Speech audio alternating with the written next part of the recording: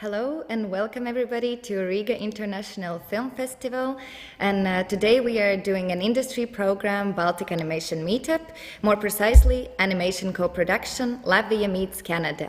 And today we have two special guests, our own Vladimir Leschiov, which most of you might know, and we are joined by our Canadian guest, Marc Bertrand, and they both have co-produced together a film, Rainy Days, which I'm sure they will talk later on. So with no hesitation, I'm giving the word to Marc to introduce himself and National Film Board of Canada. Hi, well, welcome to this talk about co-production, international co-production between Canada and Latvia. I was lucky enough to work with Vladimir a couple of years ago on a wonderful film called Rainy Days. And I hope we can do this sometime again. But yeah, co-production is sometimes quite complicated. I work for a very special organization because it's pretty much the only one in the world set up like this. I'm with the National Film Board of Canada, with a public producer and distributor of films. We only do documentaries, animation, and interactive work. We've been around for more than 80 years now, and we have a collection of about 15,000 films. I said earlier that it was a kind of a special place because it doesn't exist a lot, from my knowledge, in other countries in the world, having a public producer and not just giving grants to the private sector to do films. This was established by John Grierson, and then later on the animation unit was developed by a man called Norman McLaren, of course. And we, during since 1939, we've been doing, three kinds of production. Some are 100% produced by the National Film Board, others are national co-productions, and others, a small percentage, are international co-productions. And I'll explain later on why we do international co-productions and how we do them. But I just want you to know that sometime I'll be specific about the National Film Board, how we work, and sometime I'll be talking about how the private sector in Canada works with Téléfilm Canada and the mini treaties that was established, I think, in 2006 between Latvia and Canada. As for myself, I am a producer at the Film Board for the last 25 years, I guess.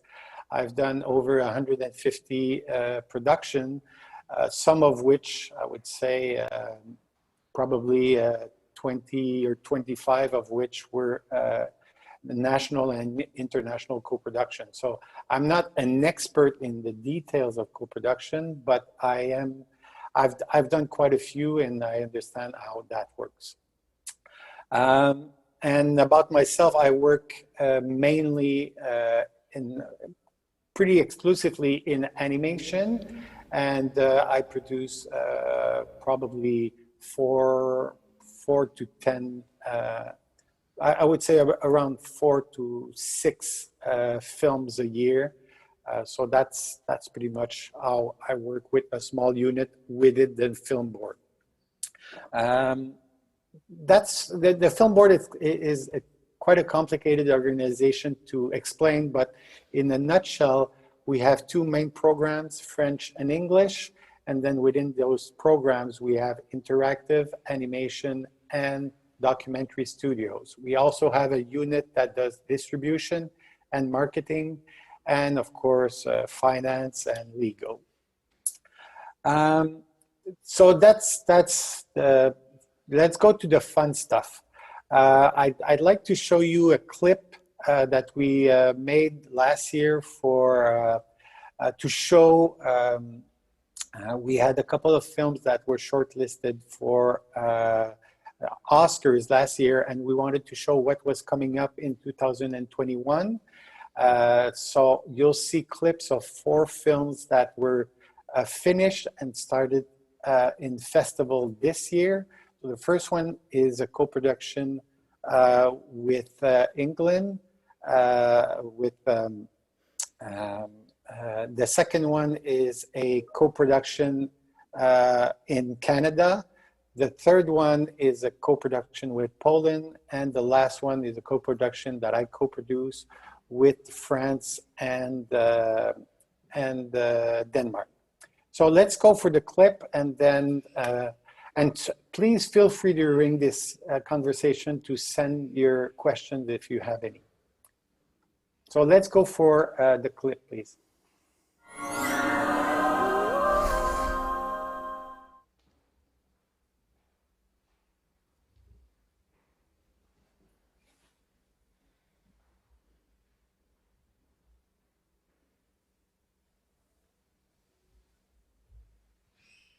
When Bev was 18, she met this American GI. Hi, I'm Lester.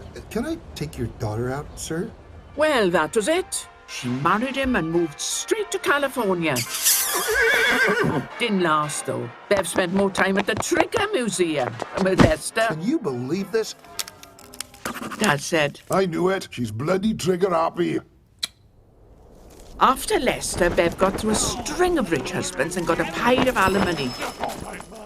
She's had 3 boob jobs, butt reduction, lip collagen, and 6 face ducks. And she spent a fortune fixing her teeth. Don't I look fantastic?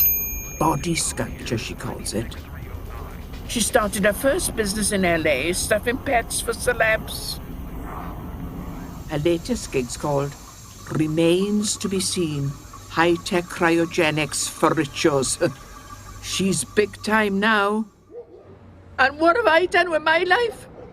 I'm 59, married with a grown-up geek, still working in a factory, dreaming about what I should have done. I could have gone to art school, been somebody, been a contender. Now it's the bloody change, right? I look like shit. I've lost my looks, my figure's gone, and to cap it all, the other night I caught Ivor watching one of those twerking videos, and you know what he said? Shake your ass, girl. Why don't you get one of those uplift bar things back?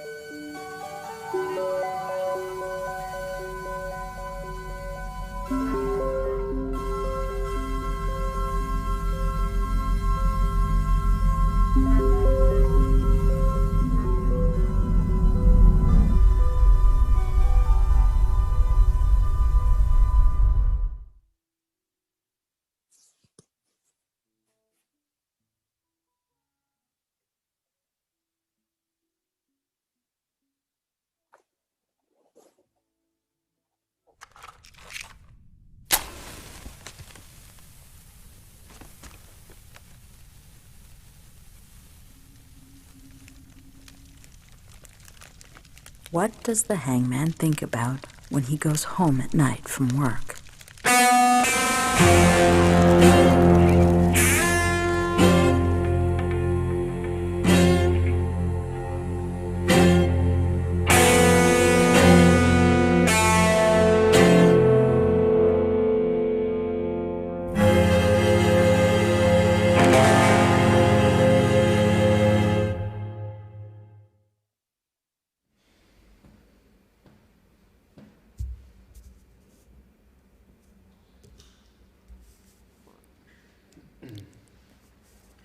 Great. Thank you, Mark. And now let's go to Vladimir, and please introduce yourself. Okay, I'm Vladimir Lishev, and I'm founder and producer at Lunohod Animation Studio, a small studio based in Riga, Latvia. And I was very honored to co-produce one of my films with Canada, with NFB, and producer and my good friend, colleague Marc Bertrand. Film was produced in 2014, and it was marked as my first collaboration with Canada and NFB particular.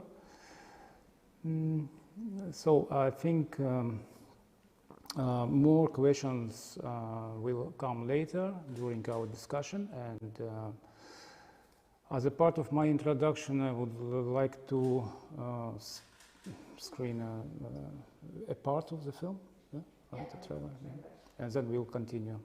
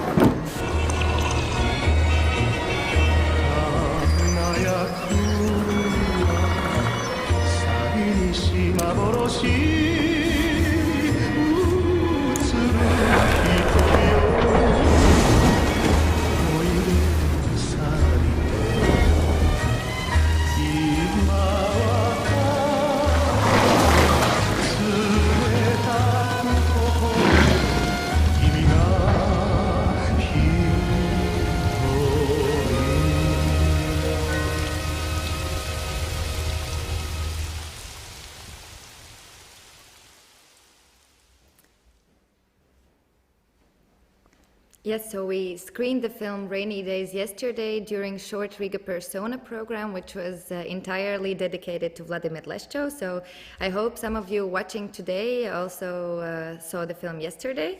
But let's now go on to the questions, and you probably know that we asked everybody to send in questions if you had any.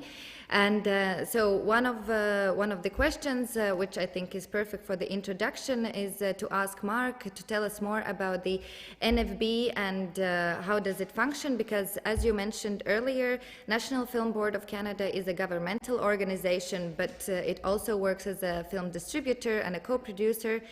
So it's a rather odd concept, one would say. So maybe tell us, how does it work in practice? Thank you. Well, that's a pretty wide question, and I'll try to segment it as much as possible just so it's comprehensible. But as I said earlier, we've been around for about 80 years, and we've been doing co-production with Canadian companies and also internationally, but our main productions are 100% in-house. We have a budget that is dedicated to producing, and you know, our mandate is we should be doing what nobody else can. So we don't do TV series, we don't do feature animations. Our documentary are not necessarily meant to go to be screened on TV, although they are very often are, and they should, in some sense, represent Canadian, or at least make the world comprehensive to Canadian. So that's a general mandate. From then on, we do national co-production, and because we like to work with outside of our 100% decision making, and we like to work with other producers. So we work with Canadian producers, but we always, either Canadian or internationally, we always are a minority participant. We don't want to be over 49% of the budget, so we don't have the final say on co-production. And it's true for Canadian co-production, and it's true for international co-production.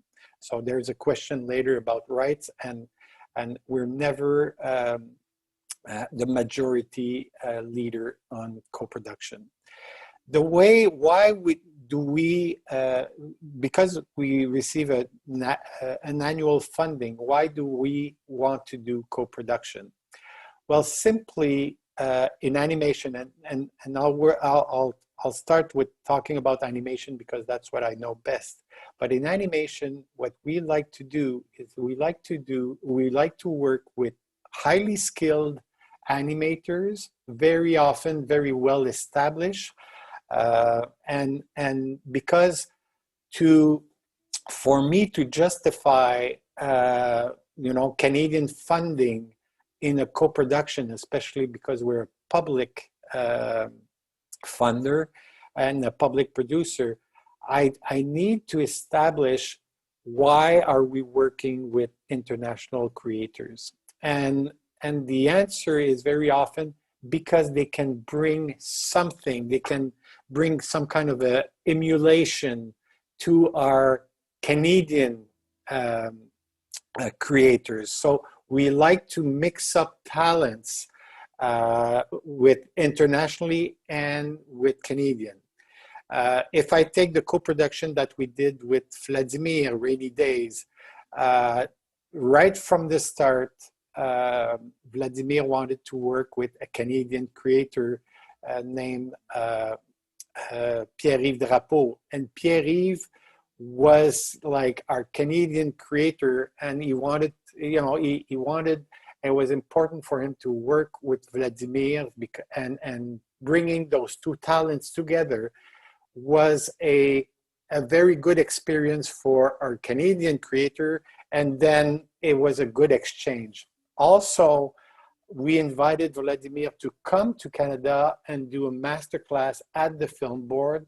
We wanted Vladimir to be within our walls, within our production facility, where there are many animators doing different projects at the same time, so he could meet with them, talk with them, and show how he works, what's the philosophy behind his films, and this is why we do international co-production, especially in animation. That's why we worked with, as you said, we saw earlier, Joanna Quinn, with Michel and Yuri Kranot, with Georges Fitzgibbon, and earlier on, we worked with Ishu Patel, and so this is the main idea.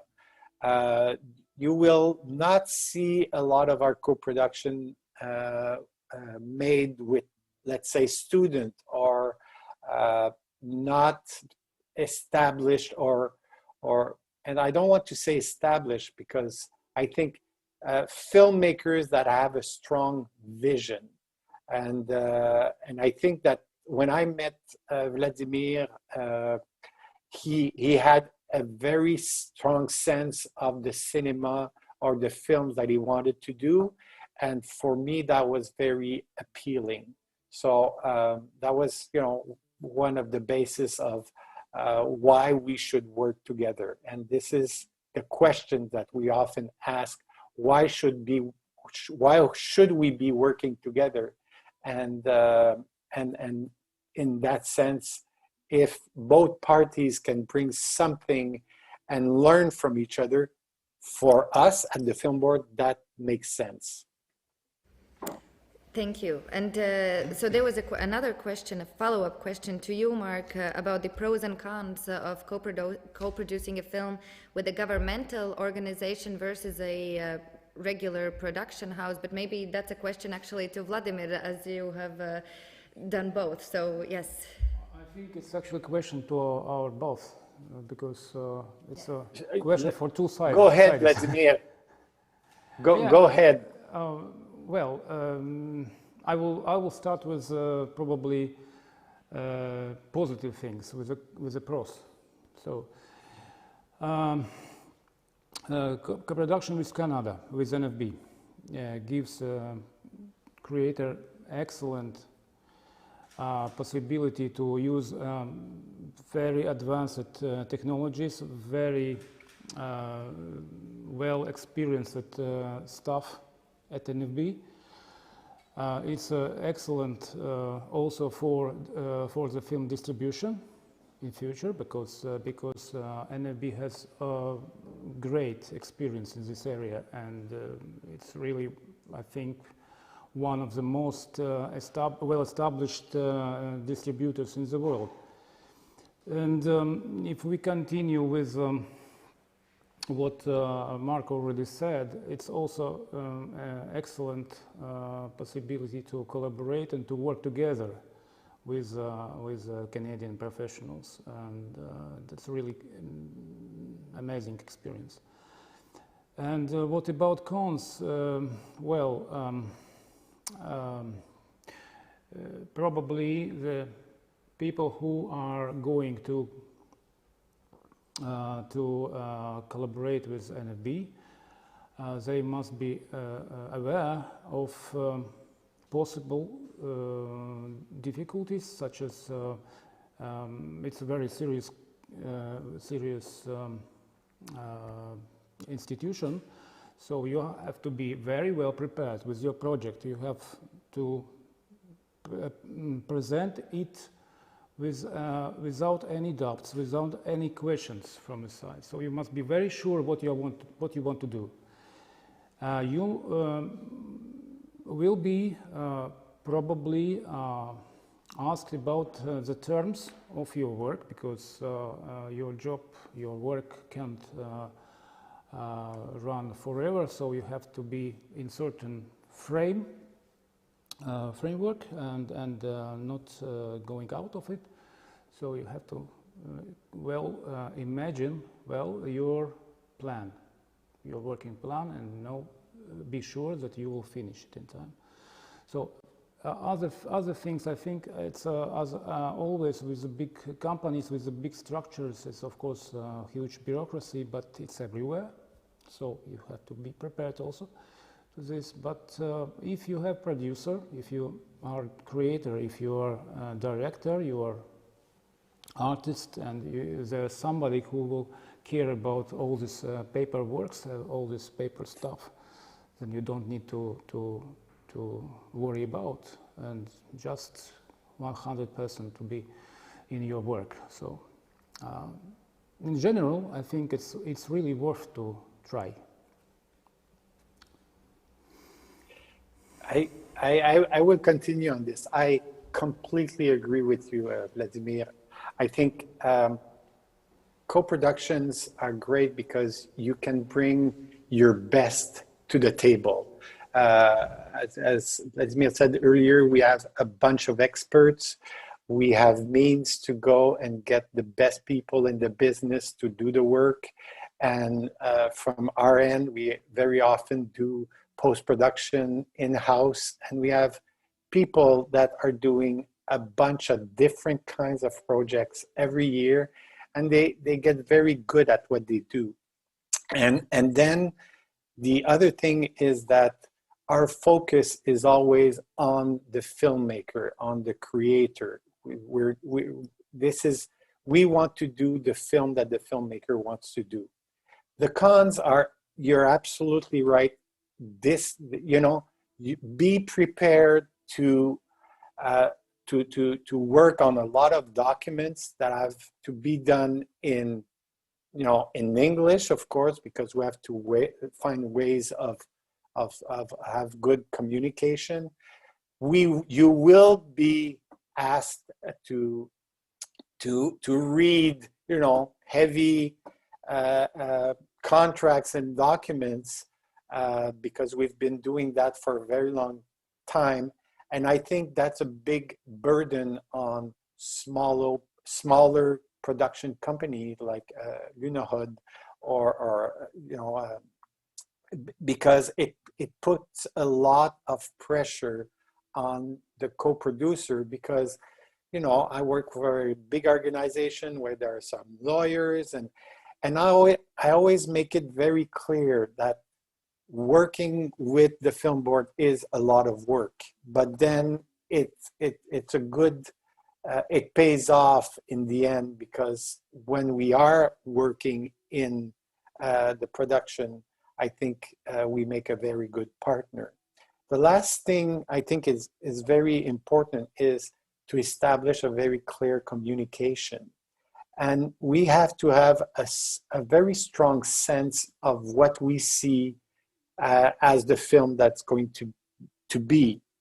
And that takes a lot of, we have to be very confident and have a lot of trust in not only in the two people that are working together at the start, but also the possibility of how will you get the funding in time so we can start this?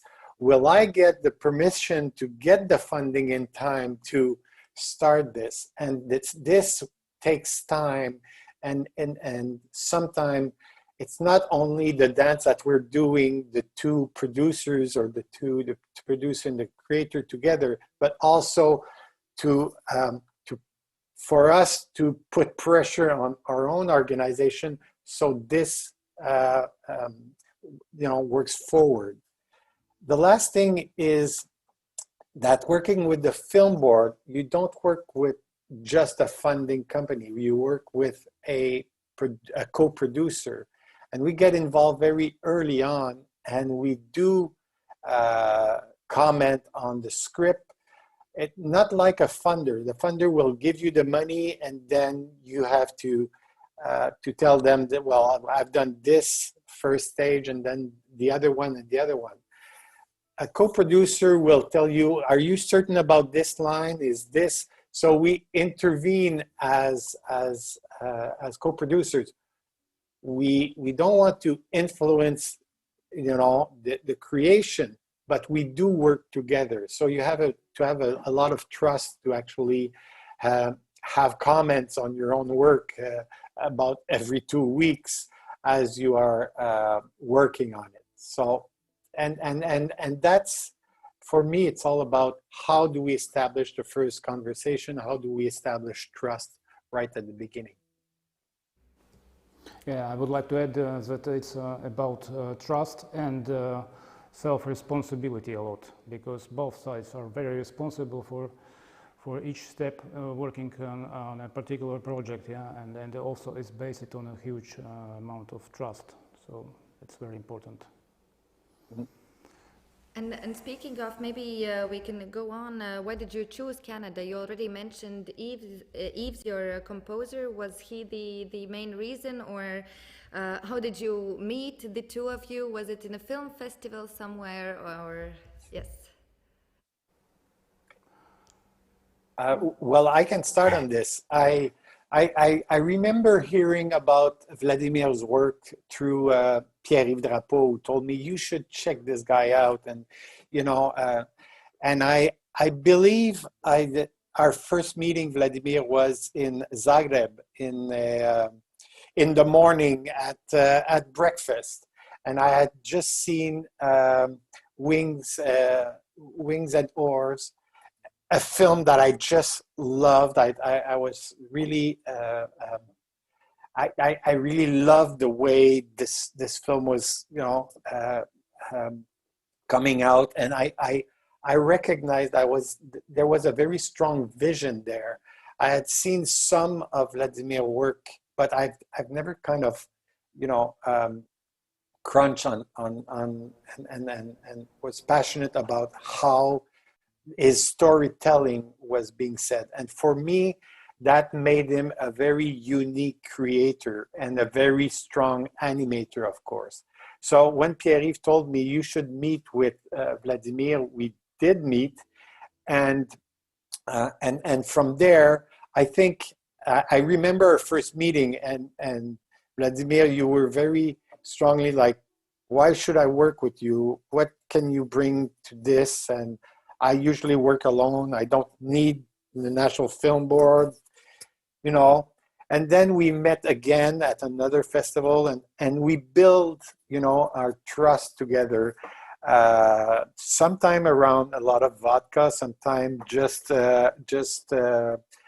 discussing filmmaking, and slowly I really.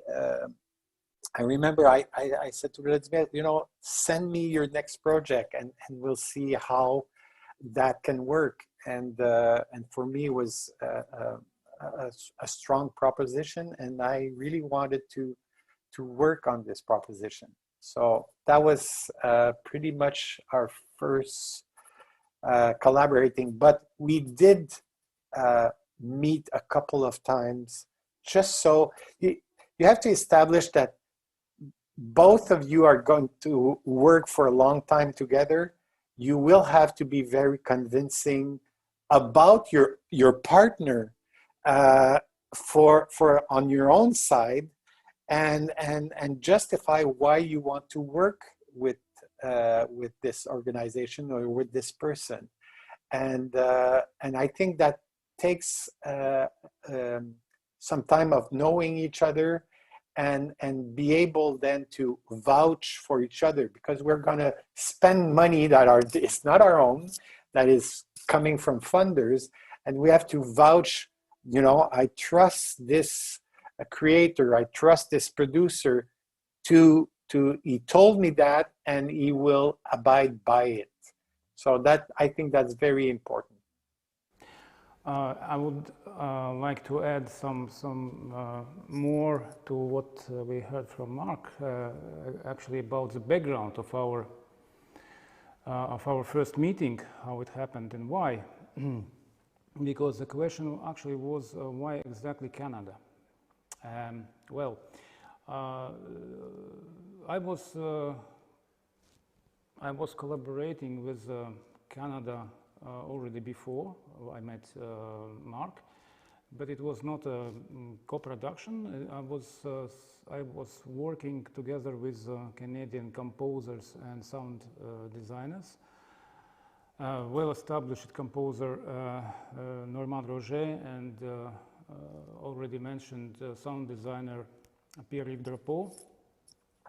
And we made together already 2 films before we came to NFB, and in 2012, when I started to work over a new project, I have some financial issues, so I needed to find additional money for my film, and I proposed to Pierre-Yves Drapeau if he can find any co-producers in Canada who can cover his expenses, his service, and Pierre-Yves told me an idea to contact NFB, and he said, "Oh, some people at NFB already knows you, and I will just ask them if they are interested in meeting with you and discussing your new project and possible collaboration." And I said, "Of course, you could do this. You can do this, and we will see what will be next." So, and yes, and then that's how we met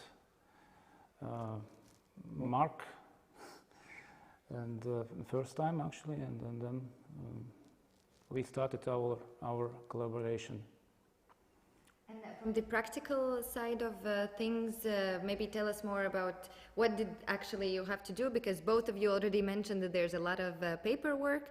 But yes, is it an application you need to submit, or how does it work? Well, first of all, I said earlier in my introduction that Latvia and Canada have signed a mini treaty of collaboration in cinematic productions. So that's the start. Canada has signed like 60 countries, co-production agreements, like not co-production agreements, but mini treaties that said we should do our best. Governments signed these. We should do our best to facilitate the possibility of working together. That's pretty much what the mini treaties says. Canada does, like Americans, they don't sign mini treaties. Russian, they don't sign mini treaties, but we have mini treaties with France, with all kinds of different, and that has been established by Téléfilm Canada. And anybody that is interested in working with us should go and read about mini treaties on the Téléfilm Canada website. I'm not an expert in that, but I know that if, as a film board producer, I want to work with a certain co-producer in a certain country, I have to check out, have we signed a mini treaty? Because it makes it a lot easier. I have tried to work with American co-producers, and it was a lot harder because we don't have that mini treaty. Then to start working together, I have to receive a project, and that project should be 2-3 pages of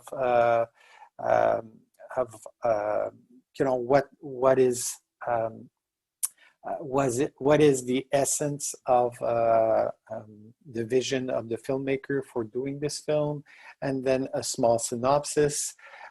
In animation, a couple of drawings and designs, a resume, of course, of the filmmaker, and the films that he has or she has made before. So that's the start.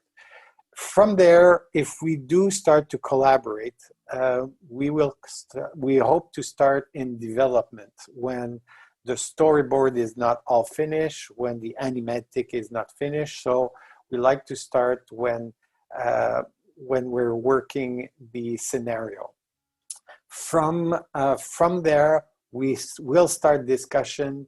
We will go through the process of signing an agreement to work together for this development, and then as we advance, of course, we will do a common budget.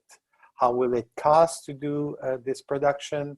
What will be assumed by one country? What will be assumed by the other country? And whenever this budget is established, as I told you together, the NFB doesn't want to be, we usually stay at below 49% of the budget, but we have to establish who will do what, and the budget will also establish who owns a certain amount of rights, who owns a certain amount of distribution rights. We usually, but I'll get into that later on. But the distribution will be, different territories and different formats and different networks or whatever. So, and then we will push along. If we do go in production, then we will establish a very clear co-production and co-distribution contract with a clear budget, who does what. One of the problems sometimes is that because of the wages for different work being done in different countries, we have to establish where should the work be done, and sometimes we don't have the same established wages for the same work. So that gets to be a kind of a complicated thing to actually work on, because sometimes Canadian budgets seem to be very high for the work that we do, and then in the other countries more work. But we kind of figure that out, and usually it works out pretty well. And we try to get, to be when we're in that part, and it does take a lot of time, but when we're in that part of co-producing, we try to get the most out of how funders work in, let's say, Latvia, how Vladimir could establish how much budget he could have at what time, and we would try, because we don't go with we have annual funding, we can pretty much work out how it will work in the time frame. So I hope. Yeah, just wanted also to add some, to precise some things, what Marc said, and to avoid of any misunderstandings. That actually, what is interesting, that in our first meeting in Zagreb, Marc already mentioned that I asked him what actually I will receive, what I will get from you as a result of our co-production, because actually what I needed only to cover expenses of Pierre-Yves Drapeau, and already knowing that NFB might be very, very expensive in co-production, I was of course interested what I will get for this, let's say, not the big amount of work made for my project. And I was very surprised, very positively surprised that additionally to covering sound and music creation in Canada, I got completed post-production, very, very high quality level post-production at NFB. And as I mentioned in the beginning, also very important thing is excellent distribution. I really appreciate that NFB was distributing my film, still is, because it's really took off a lot of pains from my shoulders and my head, and they do it excellent. They do this job excellent. I just want to add, that's an excellent point. Because we have such a large collection, every film has we have a very strong team of marketing that will, work on trailers, they will work on posters, they will work with the creator, of course, but posters, and then all the social media stuff, and then the launch. We will sometimes invite the filmmaker to go and to a festival and pay some of his expense. So all of that is not in our production budget. It's part of the service that we give because we are the distributor in a certain region of the world, and we want this film to be, distributed as largely as possible. We know that with author animated films, this is not about making money. It's about having the best, to have people see this film as much as possible around the world. So that's why we have a very strong marketing team and distributing team. And as you already mentioned, yeah, sorry. No, it's okay. I just wanted to elaborate on what you said before. So distribution, sales, and rights. And let's take Rainy Days as an example. So who owns the rights of the film, and how is it going? Well, it's very simple. The rights, there is like a high moral right, and this for us is very important at the film board. The high moral rights are always owned by the creator, not the producers, the creator. I cannot take an excerpt of Rainy Days and make a commercial with it.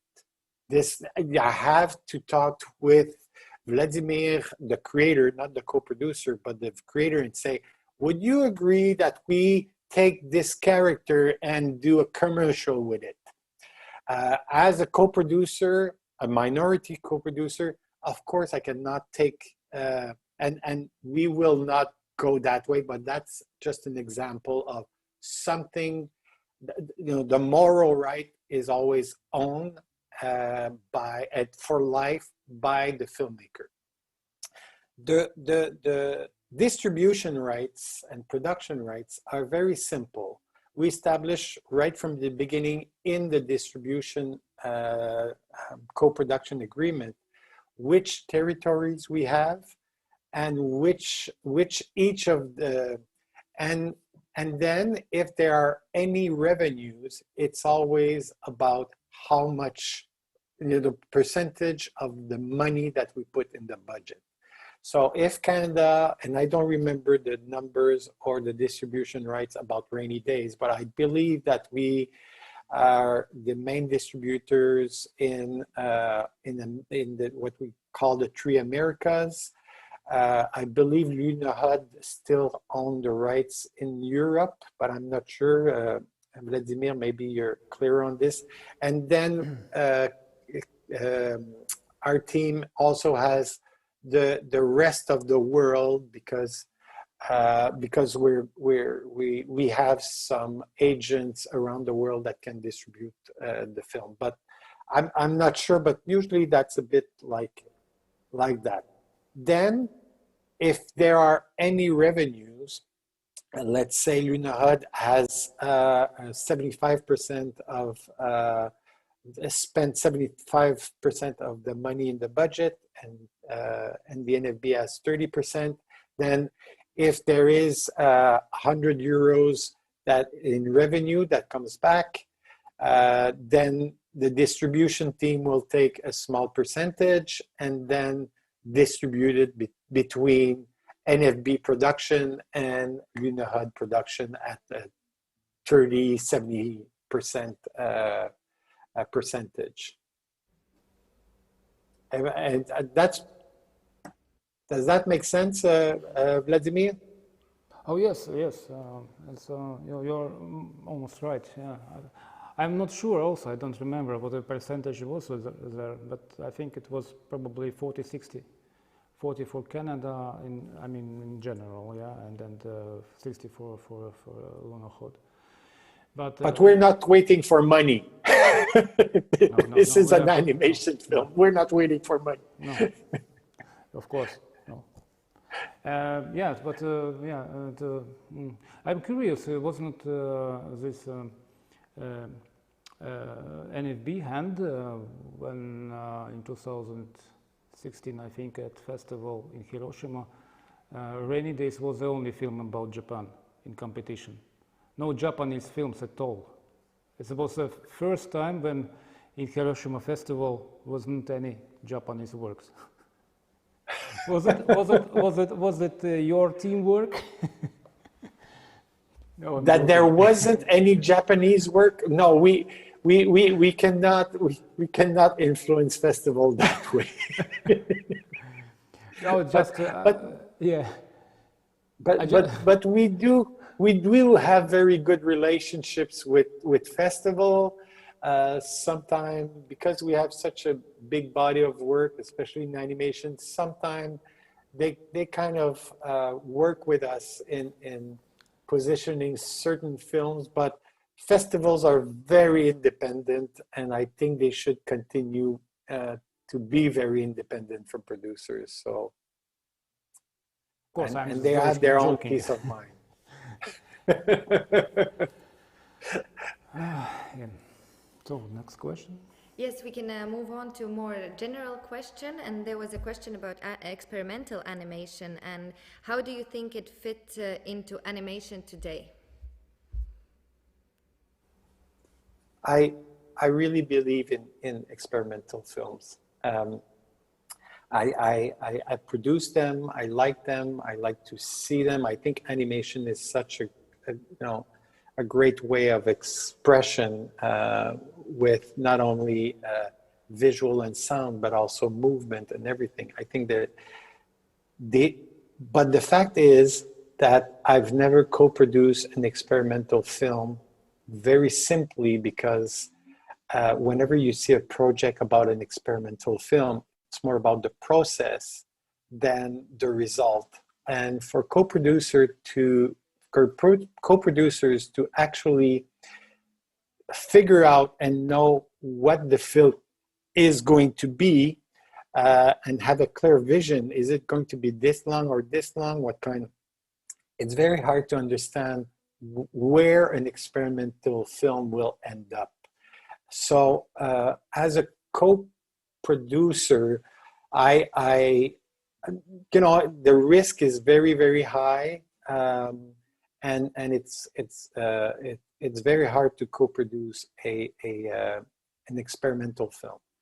But as a producer, when I'm in at 100%, I really like to work with a proposition that is about the process of animation filmmaking, and I do get involved in that. But it's in co-production, it's very hard to work that way. And in your opinion, does an author need to gain prestige first in order to be able to take the time and opportunity to create an experimental animation project? I think some young filmmakers are very good at doing an experimental film project, and they should not stop themselves of doing it. But of course, as I said earlier, it's about the process and to accept a project, not only for a producer, but for a funder. Sometime they will look at your resume and the film that you've made before more than, and that to be an established filmmaker is easier to make an experimental film. But I don't think that young filmmakers should stop themselves of doing them. But it could be a harder task to get the funding for it. What do you think? Yeah. Oh, I have no comments. It's just everything is like Marc said already, so I have nothing to add. So yeah, we can go. Yes. Can I say something before? I'm afraid that we'll miss some time, but Vladimir and I also worked on his last film project, Comeback, and I see the result, and I'm really sad that we could not come together. And this is a kind of a good example of the fact that sometimes, even though you really want to work together, you believe in the project. I did believe a lot in Comeback, but through the process, we did not really have disagreement, but we weren't agreeing on the scenario, I believe, and it was for me a bit too long. And there was a writer involved, and Vladimir had a clear vision of, but to be very frank, I'm very sad I was not part of this production because I really, really enjoyed the film. I'm very happy you made it, Vladimir, and yeah, I'm just sad we could not have gone together through this process, but congratulations, I really, really like the film. And I'm kind of sorry for myself not being involved in it. So happy this all worked out. No, sorry, Marc. Everything is just fine. There were certain, let's say, certain reasons why it didn't happen, but most of these reasons, I think, were about just situation, not particularly based on you or me or somebody else. It just situation was not very nice for this project. It was one of the most complicated and one of the most energy taking projects ever I made, and I got really tired after this project. I'm happy that it's over and it's goes well. It's not 100% as I wanted, but I'm not always. I'm unsatisfied with what I'm doing. I always see a lot of things I could improve in my work, but everything is okay, Marc, and you don't need to apologize because we. I'm not sorry. I'm not sorry about. I'm sorry for myself because I think, and all the credit to you. This film turned out beautifully, and I'm just a bit sad that I was not part of it. But I think all the credit to you, Vladimir. I think it was about ambitions, because too many ambitions in this project from each side. Everyone was wanted to contribute as much as it possible, but sometimes we have to choose what is more important, what is less important, and we were just sank in let's say too much information maybe. So finally I found out that yes, I found one day I just found that our film is going to be a feature, not a short animated story. Because too much to say. Everyone wanted to say a lot, as I wanted to say a lot, but sometimes you have to put aside many things because you need to concentrate on most important things, and it was probably one of the reasons why we just got stuck. But it's okay. This is, it's a good thing because the film turned out great. So that's all I'm saying. You see, and congratulations to you. You see, we forgot about. I'm just saying, I would have liked to have done this film, to the end, but you pulled it out, and all the credit to you. So it's the most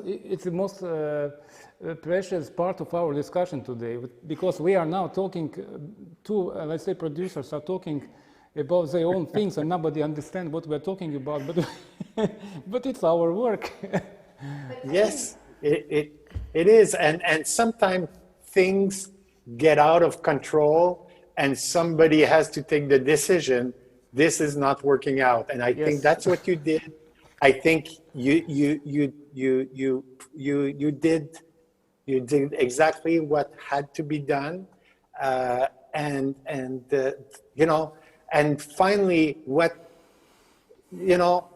I think the conclusion to this is, it's not about the process is important and it's sometimes complicated, but it's always about the results, and sometimes you have to take a step back and find a way out of not being stuck in a labyrinth and just of co-production, because a co-production can be a labyrinth. Sometimes it's a highway, but sometimes it can be very complicated, and you have to understand what's going on. And I think you did great. I think it's a good time to mention that everybody can see the film Comeback, the latest film of Vladimir, tonight during Short Riga opening, because Comeback is also included in the Short Riga national competition. So everybody, you can still join us online tonight at 6:30. But let's move on to maybe the last question, because we are running out of time, and it's a question from our emerging talents, and this question goes to both of you. So first, how to find work for young talents, emerging talents in Canada? Is there again some governmental institution or something that can help emerging talents, but not necessarily Canadian emerging talents, but people from Europe, if they want to produce work with Canada? And same goes to Vladimir. Maybe you have some tips and tricks on how to include the emerging talents in the animation industry. Marc. You want to start with that one, Vladimir? No, okay. Well, it's a very good question, actually, and it's not easy to answer on it, because everything is very individual. And well, if you want to start, I think the best way is to do something, because you can just come to studio or to NFB or somewhere else and say, I want to make a film, because of course reasonably you will be asked to show what you can do and what you already did. So best way is first of all to make a short film, short work, to do it as good as it possible, to spend all of you in this work, because it's your kind of starting point. It's a one way. The second way is to find education institution and to go for studies, because this gives you opportunity, perfect opportunity to make your first work, first short film, being also supervised and by established professionals. So it gives you very good opportunity to move on with your film after you finish your studies.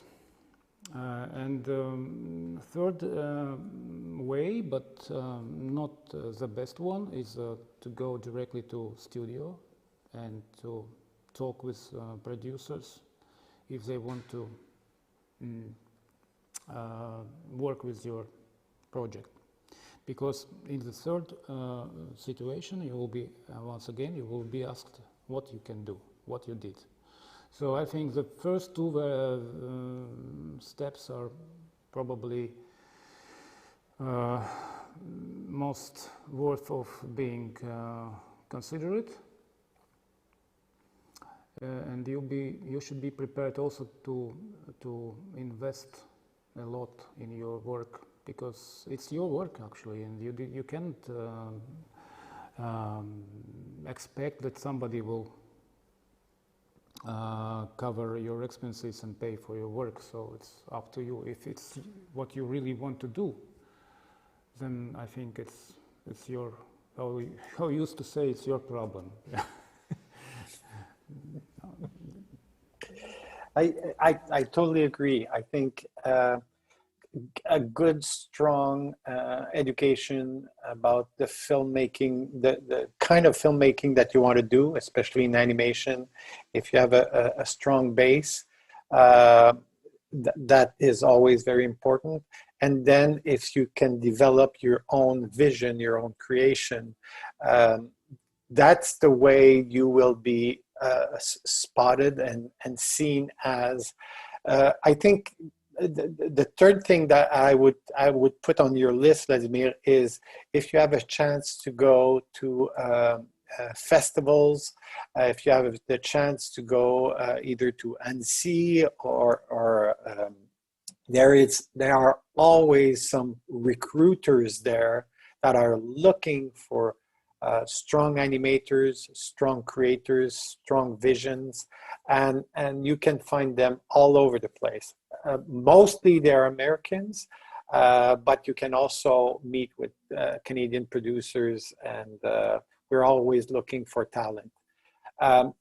for you just to send a CV to a Canadian company, I'm not sure if that's the best way to go, because there's always like immigration stuff and it's kind of complicated. You could always seek things like that, but I think you have more chance in participating even in Canadian. Now you can do it online, but Canadian recruiting that are happening in festivals, there are always some recruiters that are looking, if you want to be just an animator, but if you want to be a creator, follow Vladimir's comment, and you should build a strong vision and do a lot of work so you can establish yourself as a creator. I totally agree with Marc. Additionally, I wanted to say that you always have to ask yourself, why should I go to Canada, for instance? Why exactly Canada? Why exactly France or Netherlands? Because you have to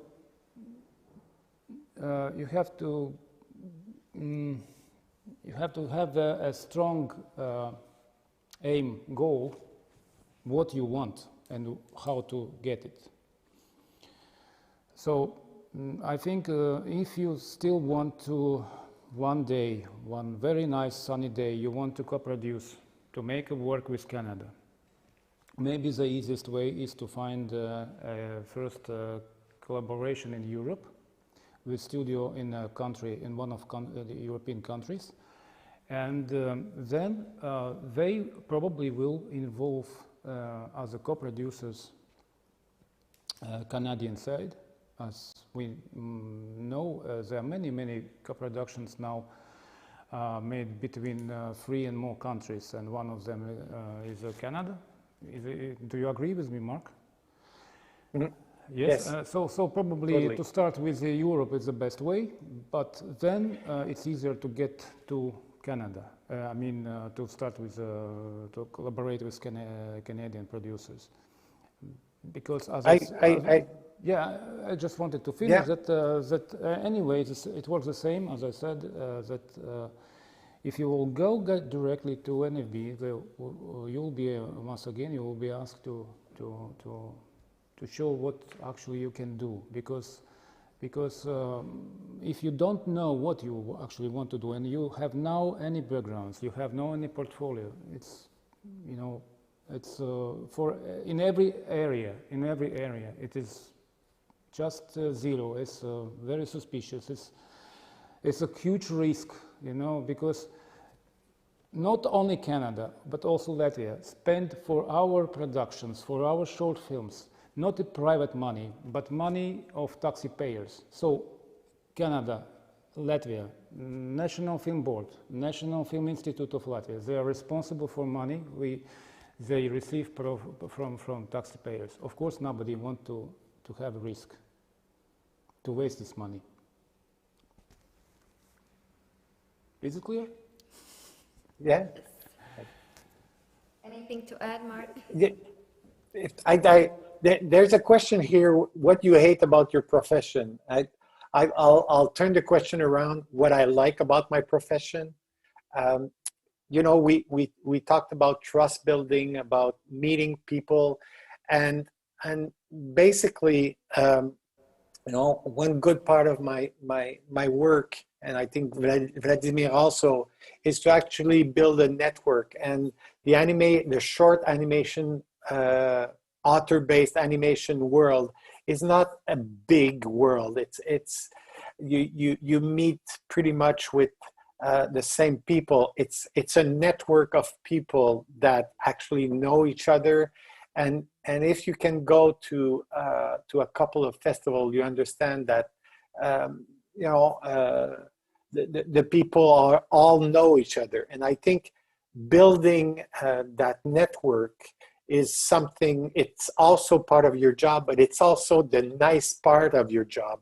Going to see film, going to meet people, going to have a drink with these people, and try to understand how this whole network works is kind of very interesting, and it's part of your work. So you have to get outside sometime of your comfort zone and just go into those area where people meet, the festivals, the meeting places, and how to understand how this whole ecology works. And for me, you know, I remember playing hockey with Vladimir outside here, minus 20 outside, and playing hockey with our friends from the NFB. That is, you know, building relationships and building a trust, and having fun doing it. So and having great memories. So and you develop friendship like this, but especially a very strong sense of how this whole community around the world works. Thank you, Marc, for this motivational and inspiring ending.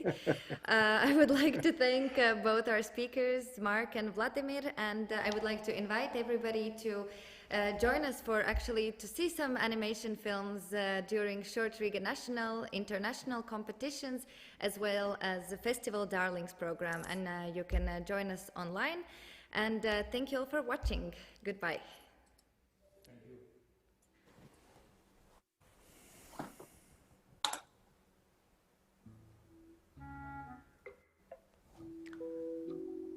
Max, vēl būs vai? See you all.